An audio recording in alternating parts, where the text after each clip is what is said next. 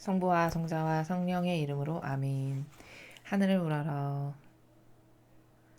사랑할 하느님 아버지 뜻 안에서 스승이신 예수님과 도움이신 성령님과 사랑할 성모님과 성요셉 아버지와 성미카엘 대천사와 하늘의 모든 거룩한 천사들과 성인들의 전구를 청하며 기도드립니다.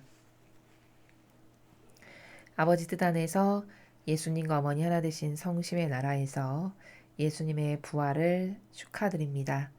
그리고 함께 고통스럽게 모든 그 원덕의 나라에서 고통을 묵묵히 참아받으시고 인내하시며 마침내 예수님의 승리의 나라에서 함께 기뻐하신 어머니께도 부활을 축하드립니다.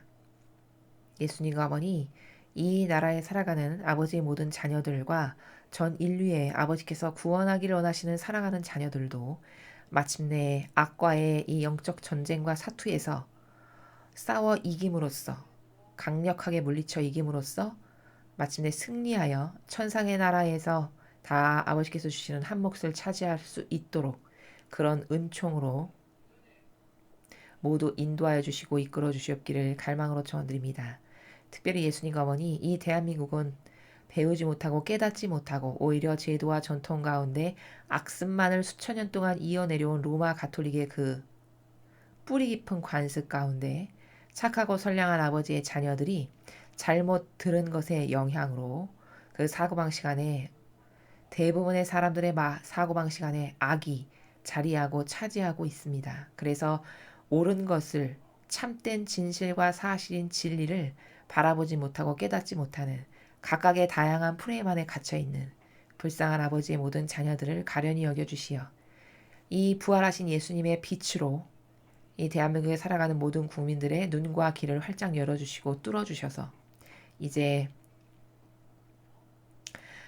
참된 하느님 아버지의 뜻이라고 하는 그 진리의 빛살을 알아보고 올바르게 반향하고 그래서 본연의 자신을 찾고 선과 악의 이 치열한 전투에서 모두가 승리하여 살아남을 수 있는 은총을 주시옵기를 간곡한 갈망으로 청원드립니다. 아멘.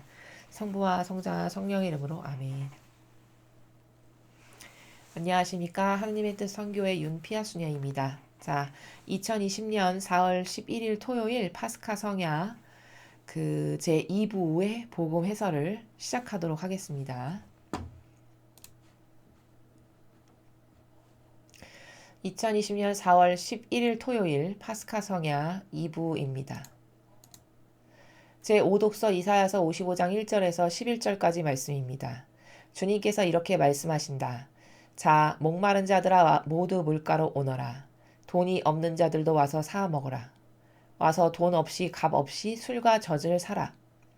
너희는 어찌하여 양식도 못 되는 것에 돈을 쓰고 배불리지도 못하는 것에 수고를 들이느냐. 들어라. 내 말을 들어라. 너희가 좋은 것을 먹고 기름진 음식을 즐기리라. 너희는 귀를 기울이고 나에게 오너라. 들어라. 너희가 살리라. 내가 너희와 영원한 계약을 맺으리니 이는 다윗에게 베푼 나의 변치 않는 자애이다. 보라, 내가 그를 민족들을 위한 증인으로 민족들의 지배자와 명령자로 만들었다. 보라, 네가 알지 못하는 나라를 네가 부르고 너를 알지 못하는 나라가 너에게 달려오리니 주 너의 하느님 이스라엘의 거룩하신 분 그분께서 너를 영화롭게 하신 까닭이다. 만나 뵐 수 있을 때 주님을 찾아라. 가까이 계실 때 그분을 불러라. 죄인은 제 길을, 불의한 사람은 제 생각을 버리고 주님께 돌아오너라. 그분께서 그를 가엾이 여기시리라. 우리 하느님께 돌아오너라. 그분께서는 너그러이 용서하신다. 내 생각은 너희 생각과 같지 않고 너희 길은 내 길과 같지 않다. 주님의 말씀이다. 하늘이 땅 위에 드높이 있듯이 내 길은 너희 길 위에 내 생각은 너희 생각 위에 드높이 있다. 비와 눈은 하늘에서 내려와 그리로 돌아가지 않고 오히려 땅을 적시어 기름지게 하고 싹이 돋아나게 하여 씨 뿌리는 사람에게 씨앗을 주고 먹는 이에게 양식을 준다. 이처럼 내 입에서 나가는 나의 말도 나에게 헛되이 돌아오지 않고 반드시 내가 뜻하는 바를 이루며 내가 내린 사명을 완수하고야 만다. 주님의 말씀입니다. 하나님 감사합니다.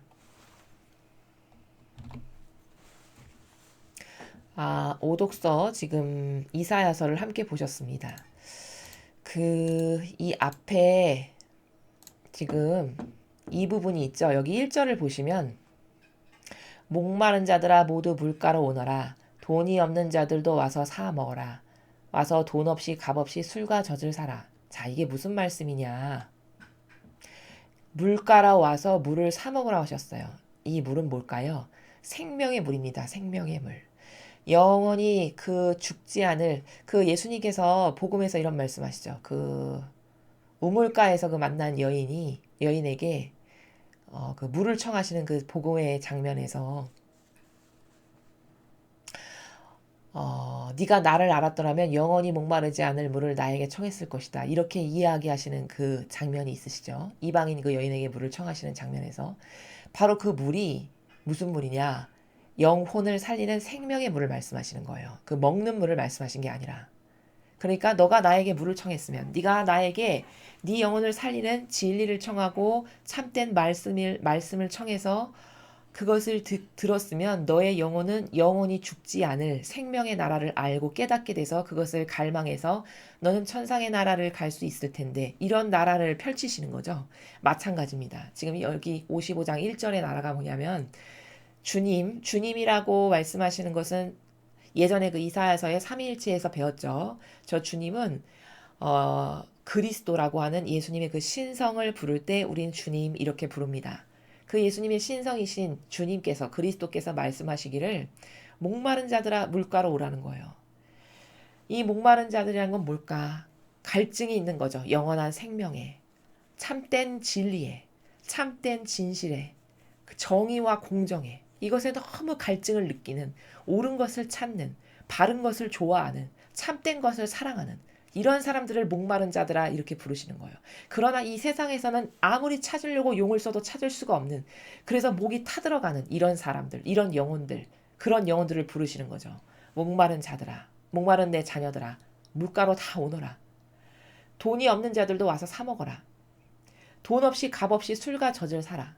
공짜라는 거예요. 공짜. 예수님이 주시는 이 참된 생명의 진리의 말씀이 공짜라는 거예요. 뭐만 있으면 되냐? 갈망하는 마음만 있으면 돼요. 갈망하고 열망하는 마음, 올바르게 반영하려고 하는 옳은 의지, 바른 마음의 의지, 이것만 있으면 된다는 거예요. 그래서 값 없이 돈 없이 와서 사 먹어라. 이렇게 말씀하시는 거죠. 그래서 너의 뜨거운 갈망이 너가 원하는 열망이 있으면 그럼 내가 주는 그 생명의 물, 영원히 마르지 않은 생명의 물이라고 말씀하신 참된 진실이요 참된 사실인 그 진리를 네가 나로부터 듣게 될 거고 들어서 깨닫게 될 거고 깨달아서 발견하게 될 거고 발견하면 너의 눈과 귀가 열릴 거고 눈과 귀가 열리면 어떻게 될까요? 아 이것만이 진짜구나 옳구나 참되구나 바르구나 난 이것만을 원해야지 이렇게 계속 갈망하고 끝없이 열망해서 너는 나와 하나 되길 원할 거고 성모님과 하나 되길 원할 거고 그래서 용해되는 나라로 가는 바로 이런 나라로 초대를 하시는 거죠. 근데 2절의 인간의 반향을 보세요. 넌 어째서 양식도 못 되는 것에 돈을 쓰고 배불리지도 못하는 것에 수고를 들이느냐. 이게 무슨 말이냐. 들어라 내 말을 들어라. 너희가 좋은 것을 먹고 기름진 음식을 즐기리라. 그러니까 1절의 나라를 청해야 되는 게 올바른 반향인데 우리의 영혼이 청해야 되는 게 우리의 영혼이 갈구해야 되는 게 1절의 나라인데 이 인간의 수준이라는 것이 인성과 자아라는 프레임에 갇혀 살게 되면 어떤 반향밖에 할 수 없냐? 2절의 반향밖에 할 수 없다는 거예요. 무슨 반향이죠? 양식도 못 되는 것에 돈을 쓰고 배도 안 부르는 것에 수고를 들인대요. 그럼 뭘까? 네가 영원히 사는데 도움이 되거나 네가 천상의 나라를 가거나 이런 것하고는 아무 상관도 없는 그저 무의미한 너의 영원성이나 너의 완벽성이나 너의 온전성이나 이런 것하고는 아무런 상관도 없는 그런 무의미하고 가치 없고 썩어버리고 없어지고 말 그런 이 현세적이고 인간적인 그 모든 것을 원하는데 갖고 싶은데 그것을 쟁취하는데 그토록 수고를 쓴다는 거죠. 우리 인간의 현 시대의 우리의 상황이. 그것을 2절에서 말씀하시는 거예요. 그렇게 한심한 우리의 현재 상황. 영원한 나라에 들어가는데 하나도 도움되지 않는 것들에만 온통 관심과 촉각을 세우고 촉을 곤두세우면서 한평생 살다가 죽는. 이게 인간의 꼴이라는 거예요. 그걸 2절에서 말씀하시는 거죠. 그래서 아버지가 계속 초대하시는 거죠. 예수님께서 제발 귀를 기울이고 나에게 와라. 들어라. 내 진리의 말씀을, 참된 생명의 말씀을 좀 들어라. 네 영혼을 살리고 올바른 본연의 너를 찾게 하고 아버지가 누군지를 깨닫게 하고 그래서 네가 아버지와 하나 되기를 원하고 갈망하게 하는 그 옳은 것에 좀 듣기를 갈망해라. 들어라. 그래야 네가 산다. 네 영혼이 그래야 산다. 그래야 네가 영원한 나라에 갈 수 있다. 이런 말씀이죠. 나는 영원한 계약을 맺을 건데 너희와 왜 영원한 계약을 맺을 거라고 말씀하시냐면 과거 다윗에게 약속한 다윗에게 내가 너의 후손에게 왕홀이 떠나지 않게 할 것이며 약속하신 축복이 있잖아요. 그 다윗에게 내가 베풀었던 변치 않는 자애심, 그 자애, 너희를 사랑하는 그 변하지 않는 나의 사랑하는 거룩한 사랑 때문에 내가 너희에게 이런 것을 베풀려고 하는데 그런데 너는 쓰잘데기 없는 것만을 한평생 구하고 쫓고 갈망하다 죽어버린다는 이런 현실을 말씀하시는 거예요. 그것을 계속해서 쭉 말씀하시죠. 그래서 뭐 만나 뵐 수 있을 때 주님을 찾아라. 가까이 계실 때 그분을 불러라. 자, 여러분. 죽고 난 다음에도 부르면 효용이 있을까요? 생명이 끝난 다음에는 아무 소용이 없어요. 그건 왜 그러냐면 이 목숨이 붙어있고 살아있는 이 현 시대에서만 배상가부독도 할 수 있는 거고 고통도 짊어질 수 있는 거고 갈망도 할 수 있는 거고 뭔가 열매도 맺어서 아버지께 드릴 수 있는 것이지 죽고 나서 생명이 다 끝난 다음에는 이제 심판만이 남은 거지 그때는 할 수 있는 게 아무것도 없다는 거예요. 그러니까 너에게 한시적인 너라는 그 인간에게 시간이 있을 때, 기회가 있을 때, 네가 예수님을 만나 뵐 수 있는 시간이 주어졌을 때 그때 주님을 찾아라.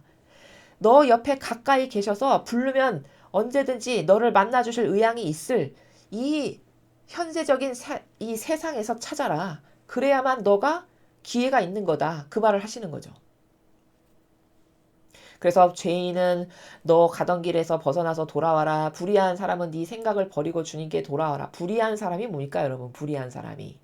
진리를 거부한 모든 사람이 불의한 사람이에요. 진리에 순응하고 순종해서 살지 않는 모든 사람. 그런 사람이 다 불의한 사람이죠. 특히 이 그리스도 예수님의 그 정신, 예수님과 어머니 하나 되신 정신, 가르침, 모범, 카리스마 여기에 용해되지 않은 이 이교도의 제도와 전통만을 따르기를 강요하는 여기에 하나 된 세력. 이게 다 불의한 세력이죠. 그런 것을 다 버리고 돌아와라 라고 갈망으로 부르시는 거죠. 그래서 이렇게 계속 우리를 초대하시면서 그래서 나와 하나 되어라. 그래서 내가 주고자 하는 축복을 받아 누려라. 이런 지금 초대의 말씀을 이사야서를 통해서 하시는 거예요. 그래서 이런 하느님 아버지의 간절한 이 초대와 열망에도 불구하고 인간은 고집스럽게 그렇게 구집이 도움도 안 되는 자신의 영원성이나 자신이 살아갈 앞으로 영원한 나라에는 하나도 도움이 안 되고 오히려 해가 되는 그런 자아의 종, 그 내가 좋아하는 이상한 기호와 경향, 또 성경에 근거하지도 않은 프레임을 자기가 가져서 그 프레임에 갇혀서 자기가 죽는 이런 안타까운 인류를 두고 예수님께서 나에게 와서 영원한 것을 갈망하고 찾고 받으라고 말씀하시는 그런 나라를 오늘 지금 여러분께서 함께 보셨습니다. 자, 육도서를 함께 보시겠습니다. 제 육독서 바룩서 3장 9절에서 15절, 32절에서 4장 4절까지 말씀입니다. 이스라엘아 생명의 계명을 들어라. 귀를 기울여 예지를 배워라. 이스라엘아 어찌하여 네가 어찌하여 원수들의 땅에서 살며 남의 나라에서 늙어가느냐. 네가 어찌하여 죽은 자들과 함께 더럽혀지고 저승으로 가는 자들과 함께 헤아려지게 되었느냐. 네가 지혜의 샘을 저버린 탓이다. 네가 하느님의 길을 걸었더라면 너는 영원히 평화롭게 살았으리라.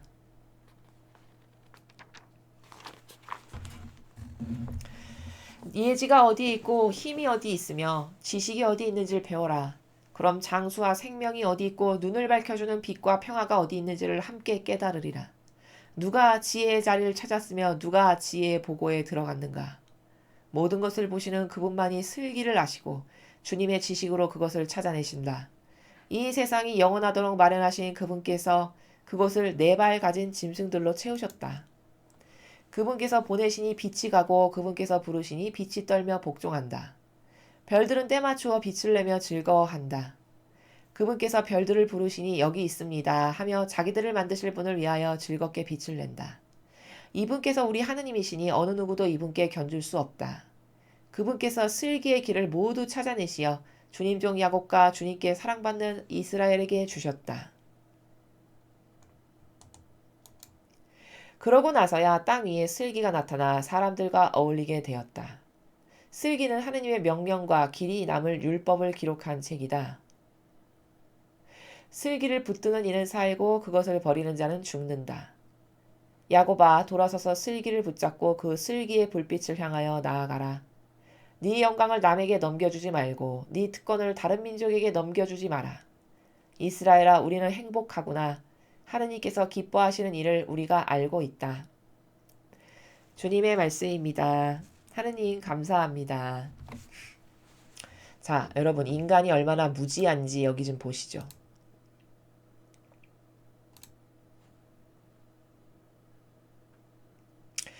자, 지금 이게 이 이스라엘아라는 것은 이론적으로 우리가 알고 있는 이 지역의 이스라엘아라는 명칭 그것이 아니라 천상의 교회의 이스라엘을 말하는 겁니다. 앞으로 도래할 천년왕국에 도래할 천상의 교회, 성화의 시대에 도래할 천상의 교회를 이스라엘아 이렇게 명칭을 대표적인 명사로 따서 부르시는 거예요.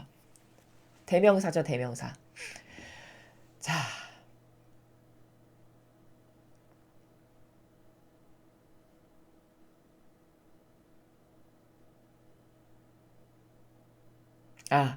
여기서는 정정해서 말씀드릴게요. 이 바룩서의 이스라엘은 그 천상의 교회가 아니에요. 왜냐하면 여기 후미에 이렇게 말씀하시잖아요.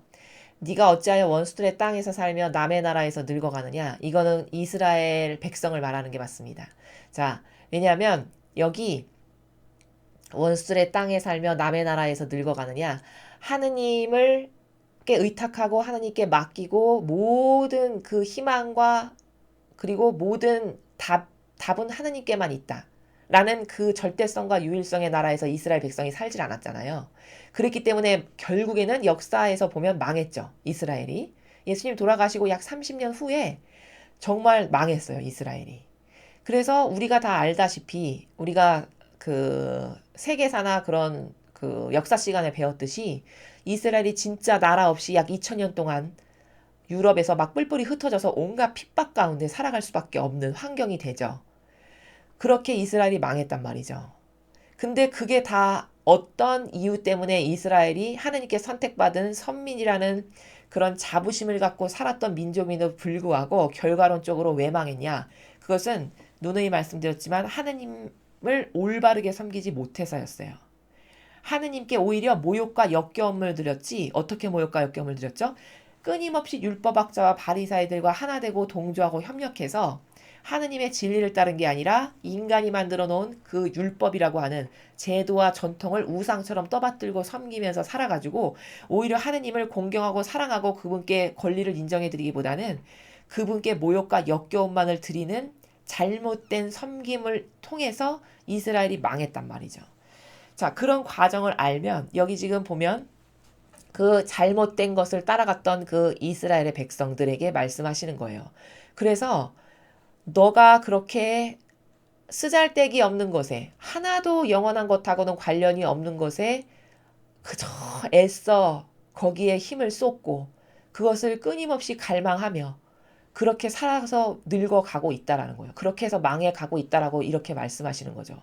근데 네가 왜 그렇게 함께 저주받은 죽은 자들과 함께 더럽혀지고 저승으로 가는 네가 왜 이렇게 망해가는지 아느냐? 그게 바로 이유가 뭐냐? 지혜의 샘을 저버렸기 때문이래요.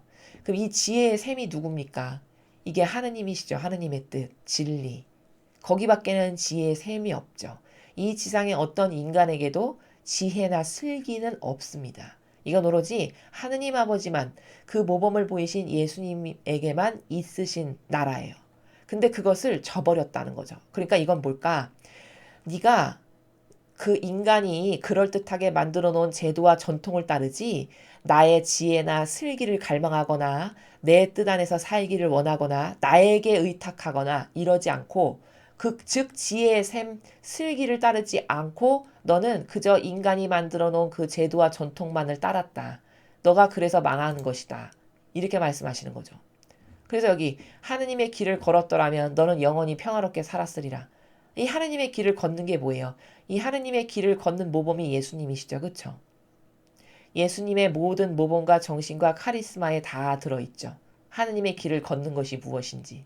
그렇죠? 그것은 고통을 사랑하는 것이고 치욕을 사랑하는 것이고 그리고 거룩한 사랑을 하는 것이고 희생을 하는 것이고 십자가를 사랑하는 것이고 이런 기타 등등이 다 예수님이 보이신 모범이란 말이에요. 이게 하느님의 길을 걷는 것이죠. 그래서 이런 것을 따르지 않은 그 이스라엘 백성들에게 어리석게도 인간의 뜻이 만들어 놓은 것만을 굳이 끊임없이 고집스럽게 따랐던, 그래서 멸망할 수밖에 없었던 그 이스라엘 백성을 두고 계속 이야기를 하시는 겁니다. 그래서 여기 후미에 보면은 슬기를 이야기하세요. 슬기. 슬기는 하느님의 명령과 길이 남을 율법을 기록한 책이다. 슬기를 붙드는 이는 살고 그것을 버리는 자는 죽는다. 그럼 도대체 슬기가 뭐지? 이렇게 생각하실 수 있어요. 자, 슬기는 뭐냐면 인간의 제도와 전통을 뛰어넘는 게 슬기예요. 그래서 이 슬기를 복음에서 다른 부분에서는 하느님께서 이렇게 말씀하시죠.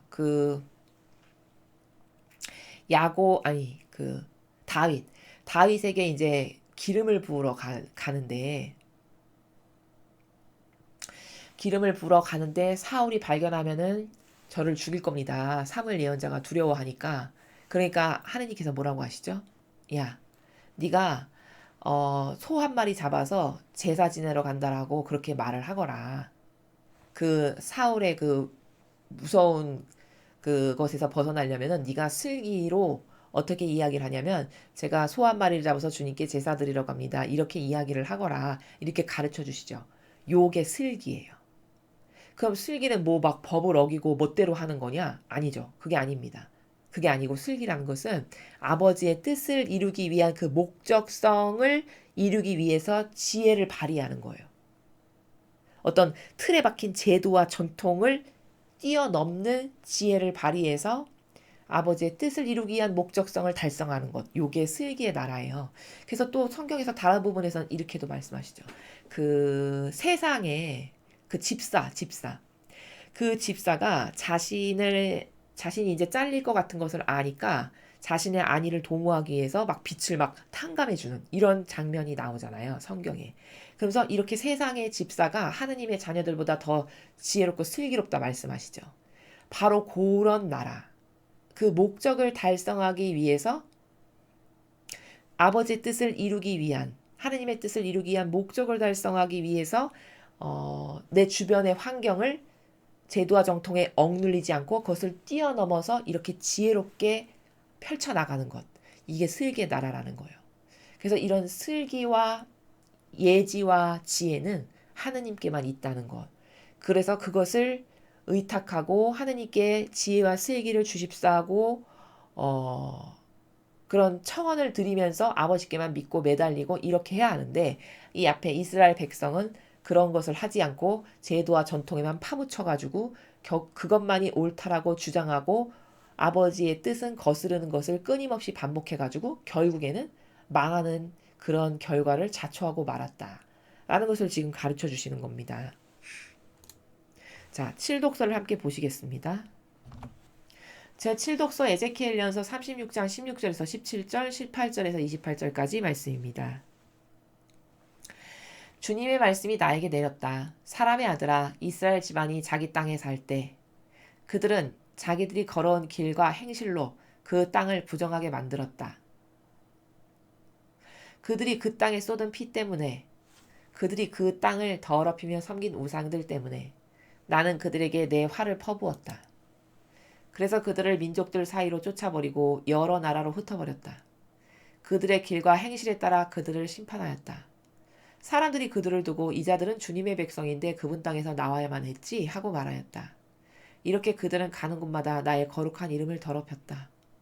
그래서 나는 이스라엘 집안이 민족들 사이로 흩어져가 거기서 더럽힌 나의 이름을 걱정하게 되었다. 그러므로 이스라엘 집안에게 말하여라. 주 하나님이 이렇게 말한다. 이스라엘 집안아, 너희 때문에 내가 이 일을 하는 것이 아니다. 너희가 민족들 사이로 흩어져가 거기서 더럽힌 나의 거룩한 이름 때문이다. 나는 민족들 사이에서 더럽혀진 곧 너희가 그들 사이에서 더럽힌 내 큰 이름의 거룩함을 드러내겠다. 그들이 보는 앞에서 너희에게 나의 거룩함을 드러내면 그제야 그들은 내가 주님임을 알게 될 것이다. 주 하나님의 말이다. 나는 너희를 민족들에게서 데려오고 모든 나라에서 모아다가 너희 땅으로 데리고 들어가겠다. 그리고 너희에게 정결한 물을 뿌려 너희를 정결하게 하겠다. 너희의 모든 부정과 모든 우상에게서 너희를 정결하게 하겠다. 너희에게 새 마음을 주고 너희 안에 새 영을 넣어주겠다. 너희 몸에서 돌로 된 마음을 치우고 살로 된 마음을 넣어주겠다.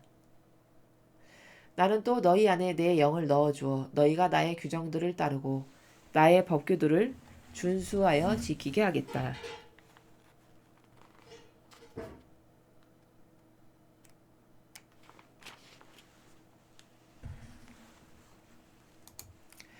그리하여 너희는 내가 너희 조상들에게 준 땅에서 살게 될 것이다. 너희는 나의 백성이 되고 나는 너희의 하느님이 될 것이다. 주님의 말씀입니다. 하느님 감사합니다. 우리 앞에서도 보았듯이 하느님의 사랑이 어떤 사랑인가, 즉 부모 자식 간의 사랑이라는 것은 과연 어떤 사랑인가를 우리가 지금 요 마지막 칠독서 에제키엘서에서 볼 수가 있습니다. 즉 앞에 길과 행실, 네가 걸어온 길과 행실 때문에 너는 나에게 모욕과 모독을 주었던 너의 길과 행실에 맺은 열매 때문에 너는 이렇게 벌받아서 내쳐질 수밖에 없었지만, 그치만 나는 성성을 걸어서 너에게 주고자 하는 사랑을 이렇게 맹세했기 때문에 그것을 되돌려서 포기하고 짓밟지는 않는다. 그래서 여기 지금 앞에 보면 이렇게 얘기하시잖아요. 너희를 민족들에게서 데려오고 모든 나라에서 모아다가 너희 땅으로 데리고 그러겠다. 너가 나를 그렇게 끊임없이 배반하고 모욕을 줬지만 불구하고 내 사랑은 너를 포기했거나 버린 것은 아니다.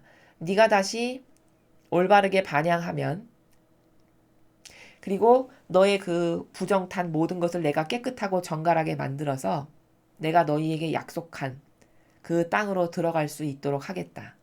라는 그 신의를 저버리지 않으시는 하느님의 사랑의 마음을 지금 여기 에제키엘 예언서를 통해서 우리가 볼 수 있는 것이죠. 그래서 앞에서도 설명을 드렸듯이 부모 자식 간의 사랑의 나라라는 것은 올바른 부모도 자식을 사랑할 때 그가 어떤 잘못을 저질러서 이것을 징계하는 한이 있어도, 잘못을 저질렀을 때 강하게 징계하고 벌을 주고 응징을 하는 한이 있어도 그 자식을 내치거나 버리거나 포기하지는 않듯이 세상의 부모도, 하느님도 끊임없이 지금 무엇을 보여주시는 거냐면 이 인류에 대한 사랑, 이건 단순히 이스라엘에만 국한되는 것이 아니라 이 인류가, 오늘날의 인류를 보세요. 얼마나 그 벗어난 길과 행실이라고 앞에서 이야기하셨잖아요. 그 걸어가는 길과 행실을 보십시오. 얼마나 모욕적이고 역겨운 것을 끊임없이 하느님께 드리는지. 특히 로마 가톨릭이 매일같이 하느님께 드리는 모욕과 모독죄를 요즘 시대에 주시는 말씀 메시지 있죠. 저희가 해설해야 드리는 그 마라나타 메시지를 보면은 모욕죄와 모독죄에 대해서 친히 아버지께서 말씀하신단 말이에요. 그 정도로 이 인간이 알고 혹은 모르고 저지르는 모욕과 모독죄가 굉장히 많습니다. 그런데도 불구하고 아버지는 끊임없이 기다리시면서 인내하시면서 이런 사랑의 나라를 지금 인류에게 제시하시는 거예요. 내가 이렇게 해주겠다. 너를 이렇게 이런 나라로 데려가겠다. 이런 축복을 너에게 주겠다. 이것을 받으려면 어떻게 해야 될까요? 이것에 합당하는, 응당하는 반향을 똑바로 하고 회개하고 뉘우치고 아버지께로 돌아가야 되겠죠. 그래서 하느님의 사랑의 나라에 대해서 지금 우리에게 보여주고 계신다는 것, 여기에 반향을 잘 해야 된다는 것, 그것에 대해서 말씀을 드렸습니다. 자, 그럼 이제 복음을 보시겠습니다. 마태복음 28장 1절에서 10절까지 말씀입니다. 주님 영광 받으소서. 안식일이 지나고 주간 첫날이 밝아올 무렵 마리아 막달레나와 다른 마리아가 무덤을 보러 갔다. 그런데 갑자기 큰 지진이 일어났다. 그리고 주님의 천사가 하늘에서 내려오더니 무덤으로 다가가 돌을 옆으로 굴리고서는 그 위에 앉는 것이었다. 그의 모습은 번개 같고 옷은 눈처럼 희었다.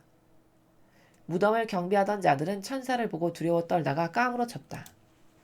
그때 천사가 여자들에게 말하였다. 두려워하지 마라. 너희가 십자가에 못 박히신 예수님을 찾는 줄을 나는 안다. 그분께서 여기 계시지 않는다. 말씀하신 대로 그분께서는 되살아나셨다. 와서 그분께서 누워 계셨던 곳을 보아라.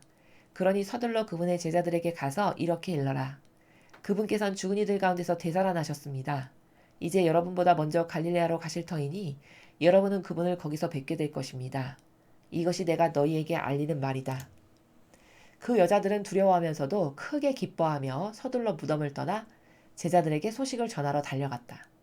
그런데 갑자기 예수님께서 마주 오시면서 그 여자들에게 평안하냐 하고 말씀하셨다. 그들은 다가가 엎드려 그분의 발을 붙잡고 절하였다.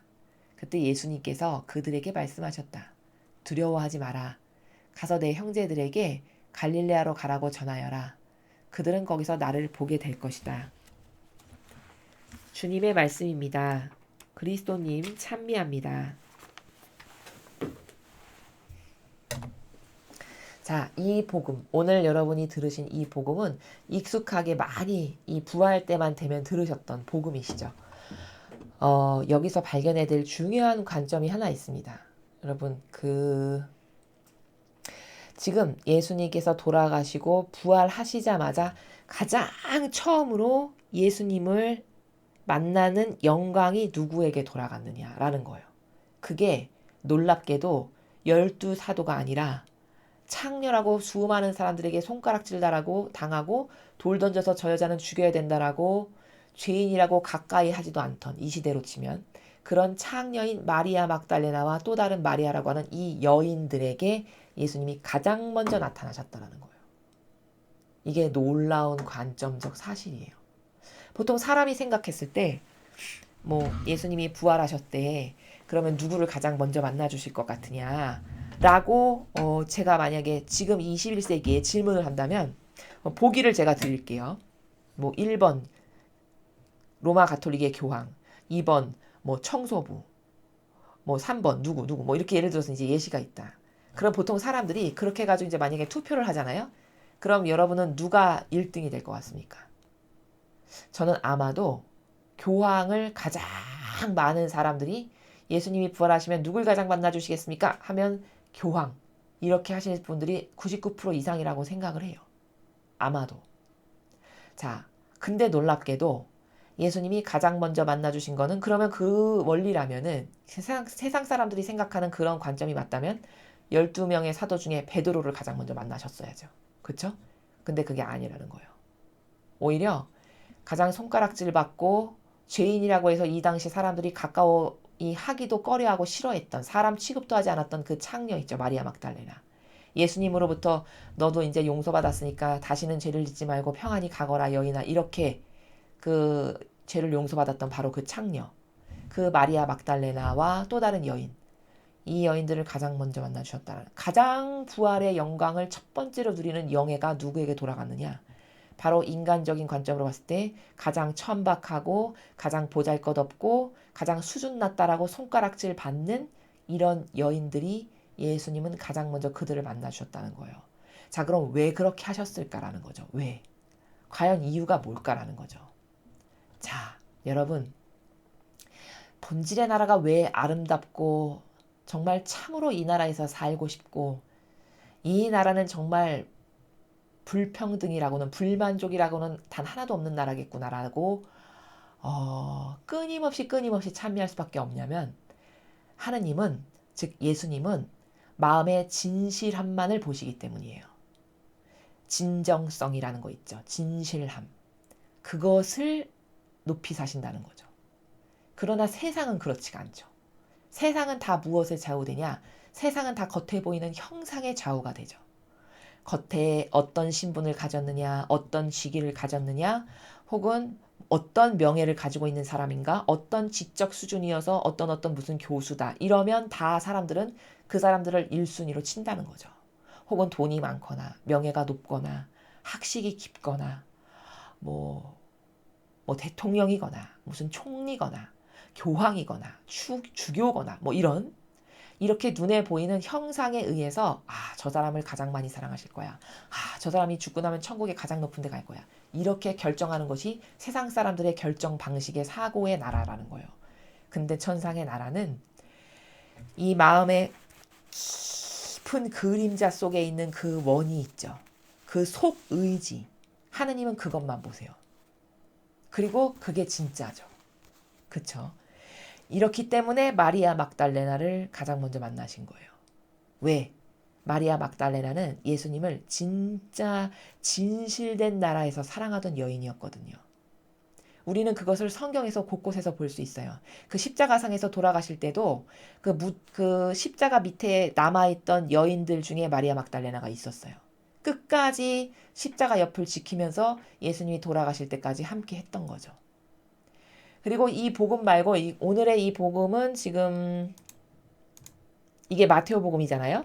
다른 복음을 보면은 이 마리아 막달레나가 그 예수님을 얼마나 갈망해서 이 무덤에 가가지고 전전긍긍했는지 그 행간의 나라가 다 나옵니다. 펼쳐져 있어요. 얼마든지 추상과 직관이 가능한 행간의 나라에서 예수님이 돌아가신 것을 진짜 슬퍼하면서 갈망으로 기다렸던 그 나라를 우리는 이 지금 마태복음 말고 또 다른 데서도 많이 볼 수 있다는 거죠. 그런 것을 통해서 이 여인의 마음과 정신이 예수님께 대해서 얼마나 진실됐고 얼마나 신이 성실했는지를 우리는 발견할 수 있다라는 거죠. 하느님은 그런 마음의 나라만을 보신다는 거예요. 그 진정성의 나라. 오히려 제자들은 엄밀히 말하고 냉정히 말하면 실패한 사람들이에요. 왜냐? 3년을 같이 교육받고 한밥 먹고 그저 끊임없이 따라다니면서 교육받았던 사람들의 수준이 결국은 예수님이 돌아가셨던 그 무덤 옆에 그들이 가장 먼저 달려와서 밤새도록 지키며 서 있으며 갈망하고 기다렸어야 하는 게 지극히 당연함에도 불구하고 아무도 그렇게 안 했죠. 단 한 명도. 12명 중에 단 한 명도 그런 반향을 보이지 않았어요. 오로지 그저 제자도 아니었고 그저 돌로 쳐 죽일 거 한 번 구원해 주시면서 너는 용서받았으니까 다시는 죄 짓지 말거라. 이 한마디들은 그 사람의 인간적 관점으로 봤을 땐 진짜 허접하기 그지없고 추레하기 그지없는 그런 부족한 여인의 진정성이 이 12명의 제자보다 훨씬 뛰어나다는 거예요. 이 강의를 여성분들이 들으신다면 여성분들은요. 이 속성을 잘 개발하실 필요가 있어요. 이 하느님이 만드실 때 여자와 남자로 만드실 때 이 성별에 따른 속성을 심어 놓으신 게 있거든요. 근데 여러분 여성의 강점이 뭐냐면 여성은 진실성의 나라들이 있으세요. 진실한 나라. 그래서 어떤 의미를 굉장히 여성이 특별히 남성보다도 중시하는데 그런 경향이 있는데 그래서 뭐 결혼을 할 때도 이렇게 어떤 여성분들은 정말 진실된 사랑만을 보고 결혼하기를 원하시는 이런 어떤 의미를 찾고자 하는 분들이 굉장히 많이 계세요. 이거는 왜 그러냐면 그 여성성이 가지고 있는 좋은 속성들 중에 하나가 의미를 중시하는 그 진실성 있죠. 진정성. 이거를 좋아하기 때문이에요. 여성들이 특히. 그래서 여성은 성모님 닮은 빛이 되기 위해서는 이 진실의 나라, 진정성의 나라를 더 크게 하셔야 돼요. 이 진실의 나라, 진정성의 나라라는 건 뭐냐면요, 여러분. 신의를 목숨처럼 여기는 나라를 말해요. 그러니까 누가 보거나 말거나 내가 저 사람에 대한 그 한결같은 마음과 정신의 나라가 한번 내가 저 사람을 100으로 사랑하기로 했으면 죽을 때까지 저 사람이 나에게 어떻게 대하거나 말거나 나는 한결같이 끊임없이 100으로 대하는 이 나라가 진정성의 나라거든요. 진정성, 진실성의 나라, 그리고 신이 성실의 나라가 바로 그런 나라예요. 마리아 막달레나는 속성적으로 그런 것을 갖고 있었던 훌륭한 여인이에요. 그렇기 때문에 예수님이 그 사랑의 나라의 마음을 너무나 잘 아시는 예수님이 가장 첫 번째로 만나시는 영광을 이 여인에게 선물로 주신 거예요.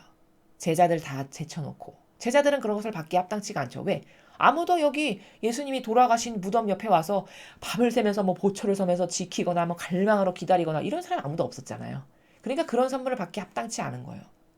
오로지 이 여인들, 이 마리아 막달레나와 또 다른 여인 마리아가 있었다라고 여기 나오는데 이런 좋은 속성을 가진 이 여인들을 그 마음의 그림자까지도 아시는 아버지께서, 즉 예수님께서 그 진실된 신이 성실한 그 마음을 받으셔서 그 반향을 좋게 보셔서 그 마음에 선물을 주시기를 이렇게 가장 먼저 만나주시는 선물을 이 여인들에게 주셨다라는 것.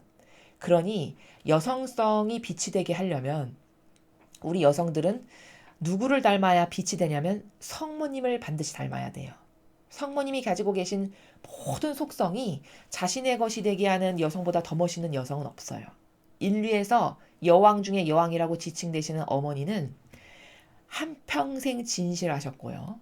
그 진실성과 그 진정성의 나라가 예수님과 하나 되기를 단 한 번도 아버지의 뜻에서 벗어난 적이 없는 완덕이라는 칭호를 받으실 만큼 진실하고 완벽하게 하나 되시는 그런 속성을 가지신 분이 우리 어머니세요. 정말 퍼펙트 자체죠. 이런 완덕. 그리고 여성으로서 정말 하느님 아버지 앞에 자신이 아무것도 아닌 존재라는 이 정직을 뛰어넘는 겸손의 나라. 그쵸? 그리고